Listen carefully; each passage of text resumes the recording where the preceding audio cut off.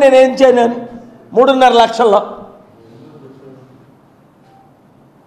Common సెన్సే వాడదాం. Steel plant అన్ని పార్టీలు అమ్మాయి, మరి అమర్నాథ్కి ఎందుకు వేస్తారు, లేదా శ్రీనివాస్కి ఎందుకు వేస్తారు? అమ్మింది ఆపింది నేను ఒక్కడనే అని కోర్టు ఆర్డర్ ఇచ్చింది. ఇచ్చాడు ఫస్ట్ పేజీలోనే డాక్టర్ కేఏ పాల్.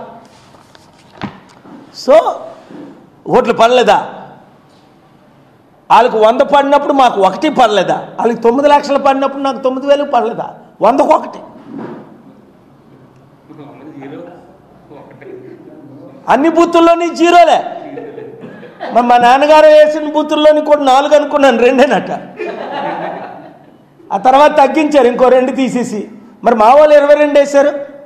ఆ రోజు కనీసం 400-500 ఓట్లు వేశారు. నేను ఇలా ఎంటర్ అవ్వసరికే కొండ కొండ కొండ అన్నారు.